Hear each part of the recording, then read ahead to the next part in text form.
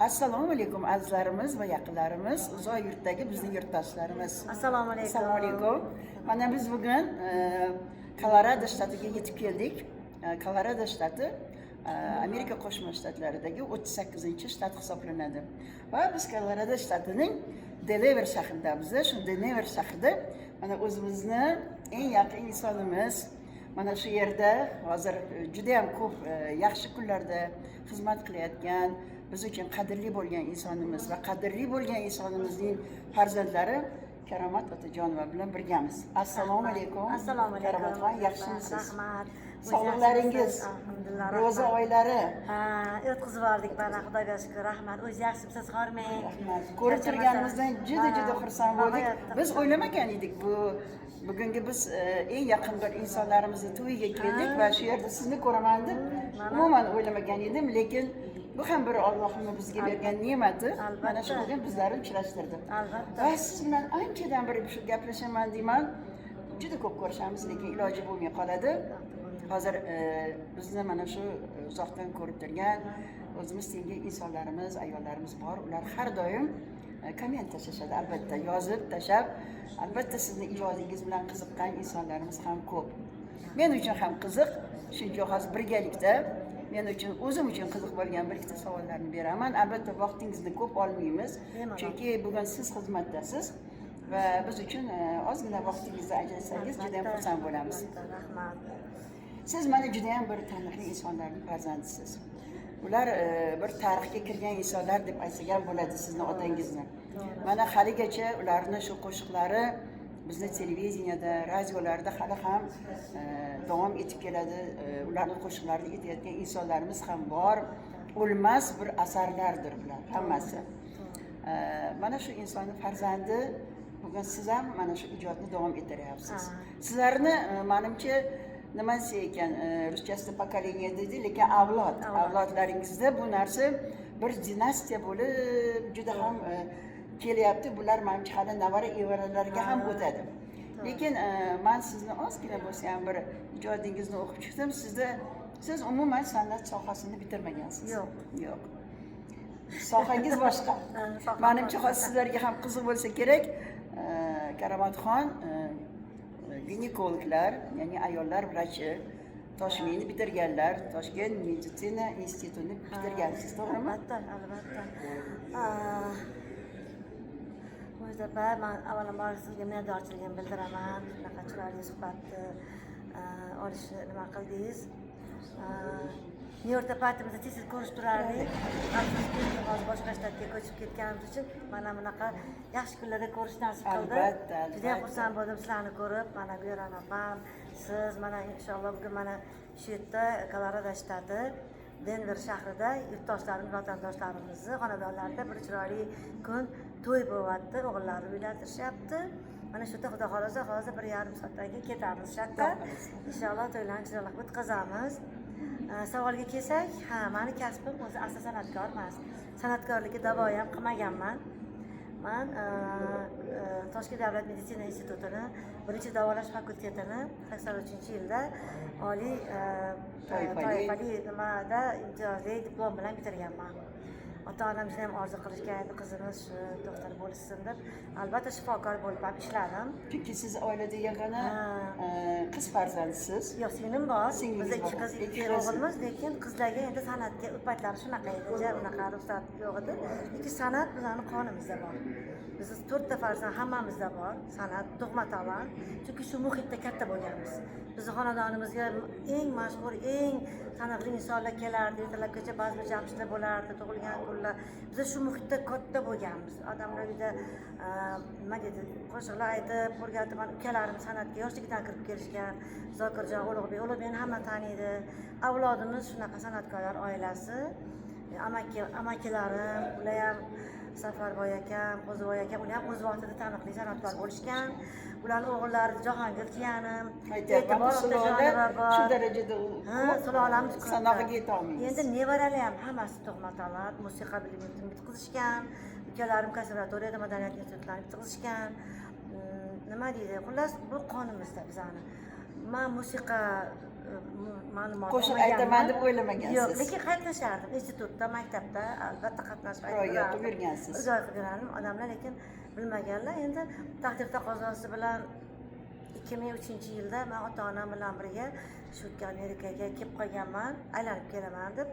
Chunki ularni to'ylarga taklif qilishgan edi, konsertlar qo'yib ketganlar, dadam rahmatli 9-10 marta kelishgan bu yoqqa har safar juda gastrol safarlari bilan hamma shtatlarda to'ylarga yurtdoshlarimiz tadbirlarga chaqirishardi. Shunaqa bir o'zi shulardan bezor bo'lib keldim, shu yerda ham qo'yishmayapti dedilar rahmatli. Shunaqa qilib o'sha kelgan shu bilan kelib qolganman. Keyin nima deydi? Qachon qo'shiqqa kirgansiz? Qo'shiqqa kirganimga Sababi bormi? Ha, men dugonam, do'stim Safiya Saftarova, Samarqandlik xushovoz xonanda, O'zbekistonda xizmat ko'rsatgan artist. Juda ham chiroyli Ana shu ayol bilan birga yashaganmiz Nyu-Yorkda. Keyin shukurgo'y qilib yurgan paytimda qaramat to'xting, ovozingizni baralla qo'yib keting. Yaxshi ovozingiz borga o'xshabyapsiz. Shular baribir ustozni farzandlari sizlarda bor bilaman. Menga ashula ayttirganlar-dek, rasmi nima dedilar? Hozir studiya, ovoz yosh studiyasiga olib boraman. Mana sizga ashula daftarim, mana sizga xohlagan musiqalaringiz, xohlagan ashulangizni yetib, bitta disk qilamiz-da, dadangizlarga, ustozga jo'natamiz. Qani nimadir qilinglar dedi. Ya'ni oliy komissiya. Odamlar bilmaylar men ashula aytishimni. Bilarlar, qurg'oya qilib yurardim, lekin men bunaqa siz anaqa qilgan darajada balki bilmayman endi desam, yo'qsa juda ham yaxshi aytar ekansiz dedilar-da. Shu qo'limdan yetaklagandek olib borib, endi shu darsda shunaqa hayajonda mikrofonlarni, studiyani ko'rib yig'lab yuboribman-da. Nima qilib Nasib Abdullayevani yaxshi ko'rib ustoz xonanda shular qo'shiqlaridan boshlaganman. Keyin aytib har xil qaysi qo'shiqlarda ko'rgim kelar ashulasini aytganman. Esingizda bo'lsa? Albatta esimda.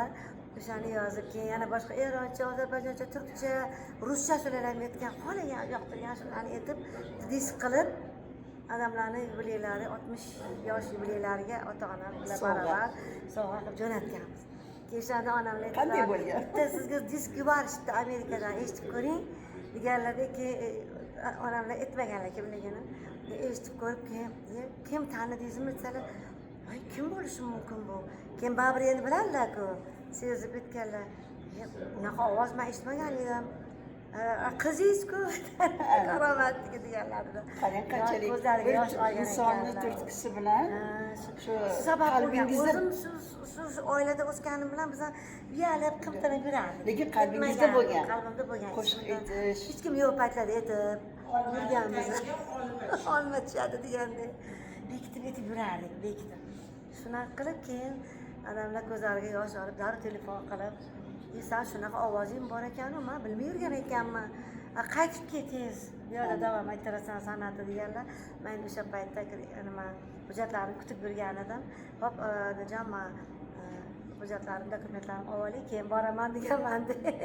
Bormasdan shu yerda Safiya ham o'zi bilan birga haqqa ursalar olib borib, menga navbat berib, demak birinchi ustozingiz baribir sizni mana shu sohaga kirib kelishga Safiya Sattarova bo'ladi. Safiya Sattarova bo'lgan ekanlar. Juda shu muhitda nima qilgan bilan shu Lekin asli bevosita yo'naltirgan shu turtki bo'lgan inson shu bo'ladi. Lekin baribir ham asli biz aytamizku insonlarda gen deymiz, ya'ni ota bobolardan qolgan qandaydir genlar o'tadi albatta. Shunaqa ekan.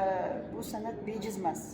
Bu ovoz ham bejiz emas, chunki sizni otangiz, bobongizda ham xuddi bo'lgan buvimlar xalfa bo'lganlar, buvimlardan onalar. Bu paytda childirmalarni chalib, to'g'rimi? Childirmalarni chalib, qo'shiqlar aytishgan. Aytganlar, buvimlar juda ham bir ovozlari chiroyli, bu ayollar davrasidan so'rayotgan bo'lgan ekanlar. Onam odamlarga onalaridan o'tgan bo'lgan, tog'alaridan o'tgan bo'lgan. Mana hozirgi kunda menimcha mubolag'a bo'lmasa kerak. Shtatni, menimcha Amerikadagi barcha shtatlarni aylanib chiqyapsiz. Albatta sizni mana shu san'atingiz, qo'shiqqa bo'lgan muhabbatingiz albatta mana shu kunda hozir biz aytyapman-ku, biz to'yga keldik. To'ydan hali yana chiroyli reportajlar olamiz, Xudo xohlasa. Mana shu san'at sizda nevaralaringiz-ku, farzandlaringiz ham elga taniqli hozirgi kunda kinoda va qo'shiq san'atida ham tanilgan farzandlaringiz shu nevaralaringiz ham sizni davomchingiz bo'lsin.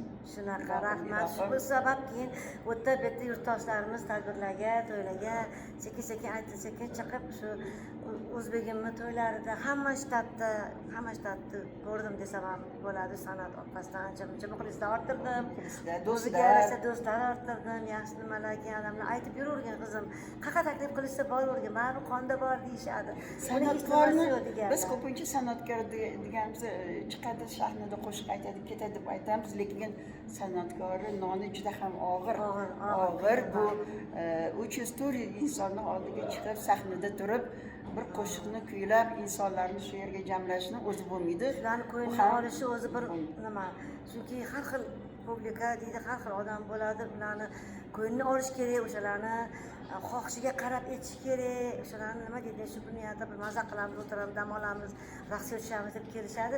Iloji boricha shularni nima deydi, shu to'ymi, bir bayrammi nima, shu o'tguncha hayajon bo'lib turadi baribir. Biz bir narsaga xursand bo'lamiz. Mana ko'pchilik yozadi, Amerikada to'y o'ynaydi, amerikancha o'tadi, yevropacha deb o'ylashadi, lekin mana shunaqa san'atkorlarimiz bor ekan. Bizning to'ylarimiz albatta o'zbekona, albatta yor-yorlar bilan, kelin salomlar bilan o'tadi. Biz mana shu hozir men albatta video qilishga harakat qilaman. Mana shu to'yni ko'ramiz. Bugungi to'yimiz ham antiqa to'y. Ya'ni kelinimiz, kuyovimiz, ular haqida ham gapirib beramiz. Juda ham chiroyli to'y bo'ladi degan umiddamiz. Qarang, Karomatxon, mana siz hozir san'atkorlar ko'p. Juda ham qo'shiq kuylayotganlar ko'p. Bilamiz, har xil o'zdoshi bor, har xil sharoit bor. Shu yoshlarimizga birorta bir o'zingizni tajribangizdan kelib chiqqan holda nima deb ayta olasiz? Men shuni aniq 100% ishonch bilan ayta olamanki, san'at tug'ma bo'lishi kerak. Aktyormi, qo'shiqchimi, raqqosammi, farqi. San'at ilohiydan beriladi. San'atga o'rgatilmaydi. O'zida bo'lmasa, agar 10 ta institut bitkazadimi, o'sha 10 ta 5 ta diplomi bilan foydasi yo'q. Agar o'ziga yuqtirib, Alloh tomonidan yuqtirilmagan bo'lsa, uni foydasi yo'q. Chunki odamlar men eslaymanki, Ortiq aka, ustoz, mana shu o'g'limni yoki qizimni san'atkor bo'lishini xohlayman, iltimos shogirdlikka oling olib kelishardi-da, eshitib ko'rardilar-da. Bo'lsa ham bunda bor.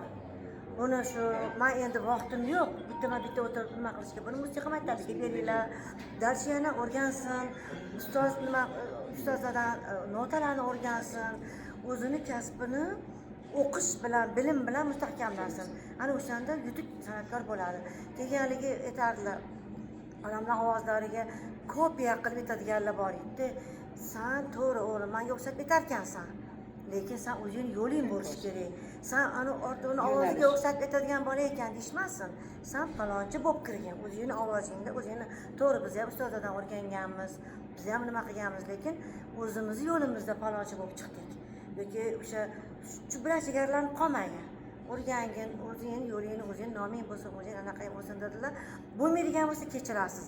Bu bolani boshqa narsaga berilatirdilar. Bu ota-onalar uchun bundan san'atkor chiqmaydi. Bu ota-onalarimiz uchun tegishli bo'layotgan. Albatta, muzikalniy sluh yo'q. Absolyutni sluh bo'ladi. Chunki bizda men maqtanib aytmayman.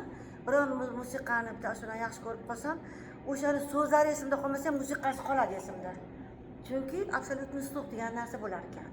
Shu narsa bo'lsagina san'atkor ashulani qalbidan his etib yetkaza oladi. Bizlarga u ashula etish ovoz bo'lgani bilan chegaralanmas ekan. Uni shu dardni his qila olish kerak. O'sha nima demoqchiligini, shoirning nima demoqchiligini yetkaza olish kerak.